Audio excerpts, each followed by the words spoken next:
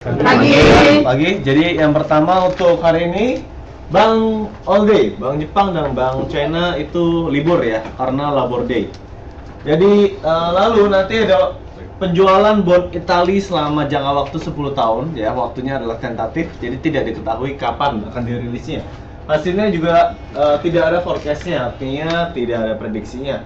Jadi untuk yang trade euro diharapkan menjaga posisi. Lalu yang kedua untuk jam 9 Amerika, pemesanan rumah di Amerika Serikat dari bulan lalu ke bulan ini diprediksikan nanti akan naik atau bagus untuk ekonomi Amerika Serikat. Dan untuk besok tanggal 30 China masih bank holiday. Oke. Lalu ke bawah. Tanggal 1 China juga masih bank holiday, Swiss bank holiday, Euro bank holiday. Bawah. Dan terus untuk hari Jumat Bank Jepang juga holiday ya, atau libur. Jadi untuk minggu ini ada banyak sekali bank-bank yang libur. Diprediksikan volatilitasnya akan jauh menurun untuk trading. Artinya misalnya range-nya sehari bisa 100, mungkin range-nya hanya 80 sampai 70 karena banyak yang libur. Range itu akan masuk ke minggu depan, dimana pergerakannya juga akan lebih aktif ya ke depannya. Lalu non-farm payroll untuk minggu ini, jumlah pengangguran di Amerika Serikat di luar sektor pertanian ya yang mendapat pekerjaan dari 88 jadi 155, artinya orang yang mendapat pekerjaan bertambah di Amerika Serikat. Ya, prediksikan adalah bagus buat non-farm payroll Jumat ini. Baik, langsung lanjut ke ini berita.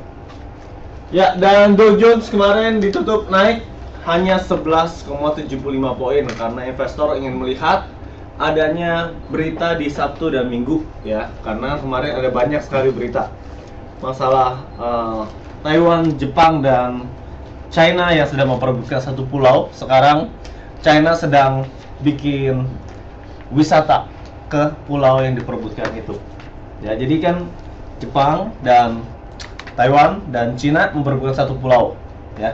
Sekarang pemerintah Cina mengadakan wisata ke pulau tersebut ya. Jadi dari Asia ini lagi genting adalah masalah perebutan pulau ya, karena Jepang sudah kemarin udah ultimatum kalau China sampai mendaratkan kapal perangnya di situ maka akan jadi perang antara Jepang dan China.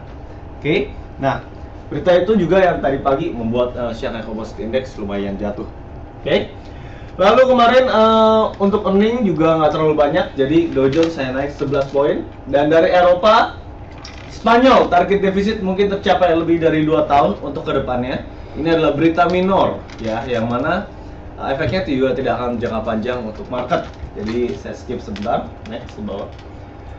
Ya, dan ini juga berita bagus sampai efeknya mungkin buat nanti. Perekonomian Amerika Serikat bertumbuh 2,5% pada kuartal pertama. Oke, GDP-nya dan segalanya Anda bisa baca di wrongly.asia. Berita ini lumayan untuk jangka panjang. Jadi kemungkinan besar nanti malam Dow Jones akan naik. Oke. Lalu untuk euro, Eropa itu diprediksikan akan memotong suku bunga minggu depan. Ya, kalau dipotong suku bunganya, mata uangnya akan turun. Oke. Euro USD chartnya akan turun.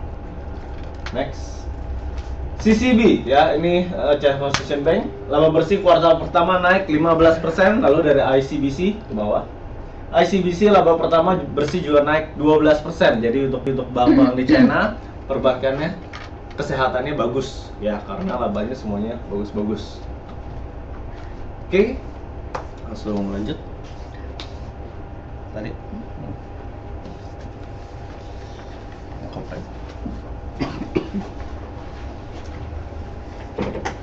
Selamat pagi semuanya. Pagi. Untuk corporate-nya itu rekomennya dari HSBC yang di Hong Kong, yang dimana rekomendasikan untuk di buy di harga sekarang di 84.22 dengan take profitnya di 88.00. Oke, di atas sana, dan stop loss-nya di 81.19 di dekat Bollinger-nya. Dan perkiraan untuk profitnya sendiri 576 dan ruginya itu rugi $470. Jadi 1:1 ya probabilitasnya. Untuk HSBC. Sekian beritanya, terima kasih. Nah, untuk Hang Seng saat ini itu trennya sedang strong uptrend. Itu yang pertama. Kita bisa lihat dari HSBC kemarin ini naik, oke, dari sini naik. Lalu di sini sudah koreksi, ya, dari bulan 1 ke bulan 4, jadi 4 bulan sudah koreksi ke bawah. Dan sekarang HSBC sudah mulai untuk uptrend secara short term atau long term, ya. Dan indeks Hang Seng-nya pun strong uptrend. Nah, jadi stop loss-nya ditaruh di bawah Bollinger Band tengah dan take profit-nya di 88. Oke. Ya.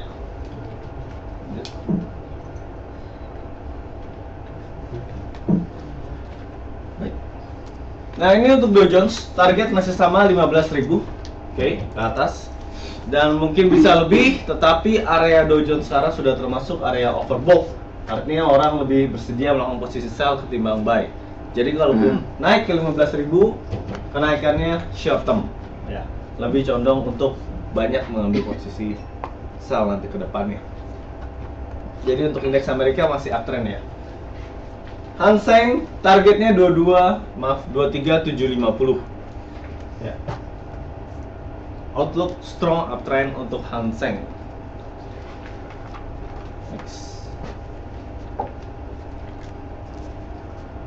Dan Shanghai Composite Index ini tadi langsung break support, ya. Jadi targetnya berubah, dia menjadi ke 2000. Oke, untuk Shanghai Composite Index ke 2000 targetnya. Strong downtrend.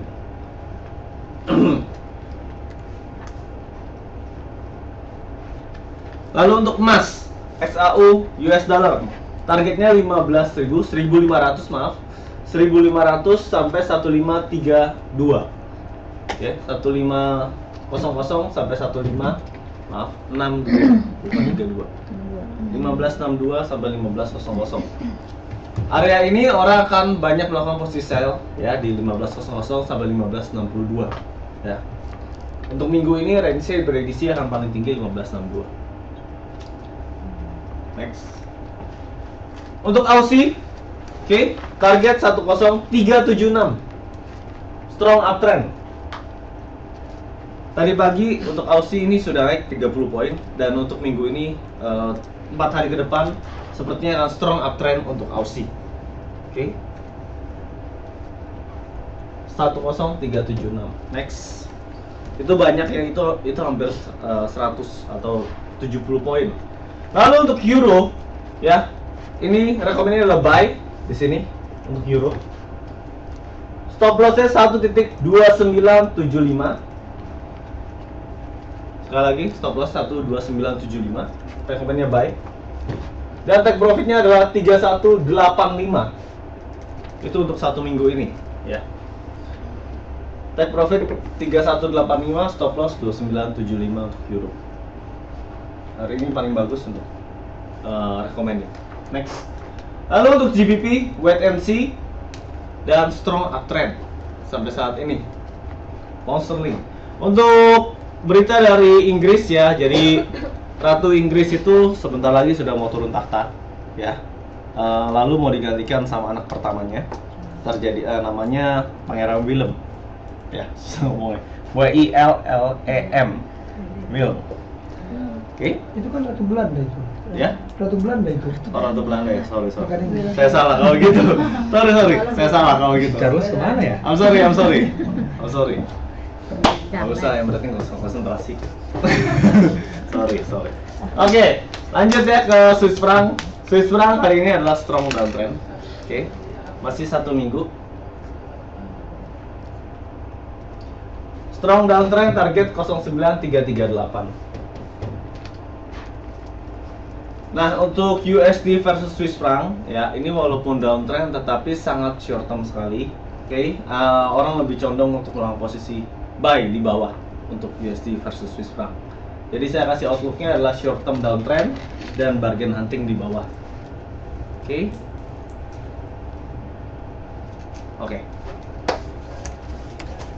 Udah. Thank you. Selamat pagi semuanya. Pagi. Melanjutkan pembicaraan kita minggu lalu yang hari Jumat. ada beberapa marketing yang akan saya coba undang untuk datang, yang terutama yang udah bisa memberikan